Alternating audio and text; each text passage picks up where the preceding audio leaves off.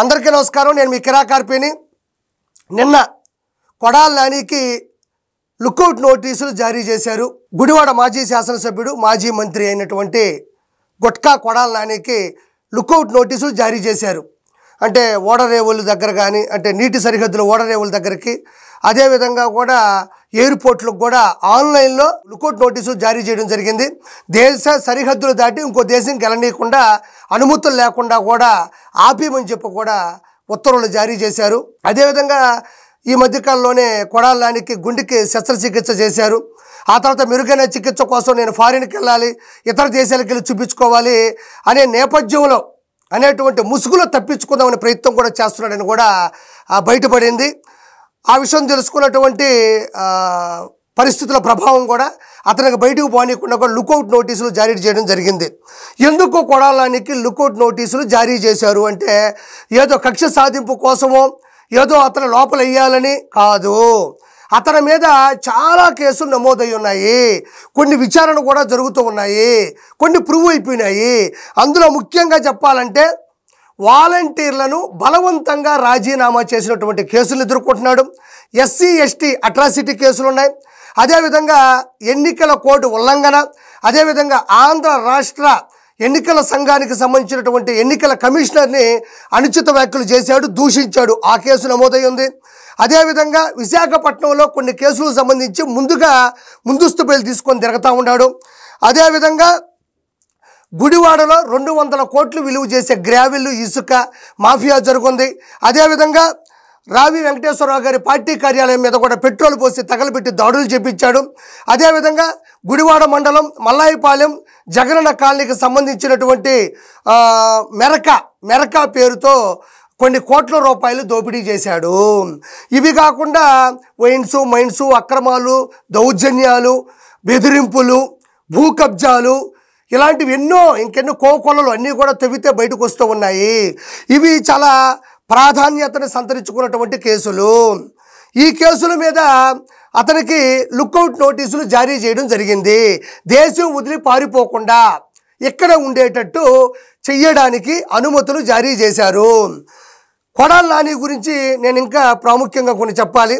కొడాలి నాని అనే వ్యక్తి మొదటగా 2004, 2009లో కూడా తెలుగుదేశం పార్టీ టికెట్ తీసుకొని 2 సార్లు కూడా గుడివాడ నుంచి శాసనసభ్యుడిగా గెలిచాడు. ఆ తర్వాత వైఎస్ఆర్సీపీలోకి వెళ్ళాడు, అక్కడ కూడా శాసనసభ్యుడిగా గెలిచాడు.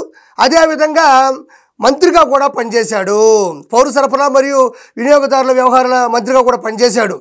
కానీ ఇక్కడ చిక్కు ఎక్కడ వచ్చిందంటే, వైఎస్ఆర్సీపీలోకి వచ్చిన మరుక్షణం నుంచే నారా చంద్రబాబు నాయుడు గారిని, లోకేష్ గారిని, వాళ్ళ కుటుంబాన్ని, మిగతా నాయకులను కూడా దారుణంగా విచ్చలవిడిగా బూతులతో వీరంగం చేశాడు.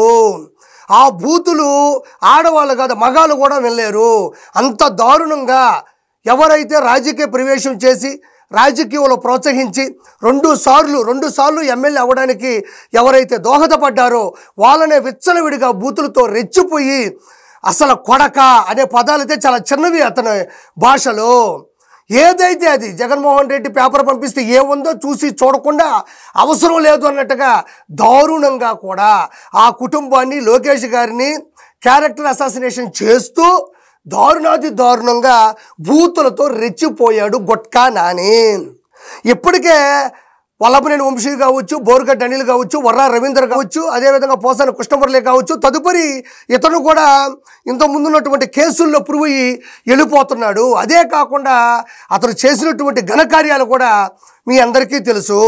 ఆ చేసిన పాపాల వల్లే పార్టీతో పాటు ఇతను కూడా గుడివాడ శాసనసభ్యుడిగా మొన్న తుడిచిపెట్టుకుపోయాడని మరోసారి మీకు చెప్తున్నాను. నారా లోకేష్ గారి కుటుంబాన్నో, చంద్రబాబు గారినో కాదు, రజనీకాంత్ గారు కూడా ఒక ఫంక్షన్కి వచ్చి వేదిక మీద మాట్లాడుతుంటే అతన్ని కూడా క్యారెక్టర్ అసాసినేషన్ చేస్తూ దారుణంగా అవమానిస్తూ, అవమానకరమైన మాటలు మాట్లాడుతూ ఎంత ఇబ్బంది పెట్టాడో కూడా ఆ రోజుల్లో జనాలు మొత్తానికే తెలుసు. కాబట్టి నేను చెప్పేది ఒకటే, విచ్చలవిడిగా వీరంగం చేశాడు. ఈరోజు ఏ సొరంగంలో ఉన్నా లాక్కొని వచ్చి అరెస్ట్ చేస్తారు. 100% కొడాలి నానిని అరెస్ట్ చేయబోతున్నారు. 1-2 కేసులు కాదు, అన్ని రకాలుగా అన్ని కేసులు అష్టదిగ్బంధనంగా ఈరోజు కొడాలి నానికి నిలబడ్డాయి. అంటే నేను చివరిగా మీకు ఒకే ఒక మాట చెప్తా ఉన్నాను. ఏంటంటే ఒక చిన్న శ్లోకం మీకు చెప్తాను. ఈ చోటి కర్మ ఈ చోటే, ఈనాటి కర్మ మరునాడే, అనుభవించి తీరాలంతే, సృష్టి నియమం ఇదే, ఎన్ని కన్నీళ్ళ ఉసురిది, వెంటాడుతున్నది నీడల్లే కర్మ, ధర్మమే నీ పాలి దండమై దండించ, తప్పించుకోలేదు జన్మ. ఇప్పుడు నేను ఉచ్చరించినటువంటి ఈ శ్లోకంలో కొడాలి నానికి 100% సూట్ అవుతుంది. కాబట్టి వీళ్ళే కాదు, ఎవరైతే ఇలా ఎగిరిపడ్డారో అందరూ కూడా జైల్లో పడతారు. Thank you so much.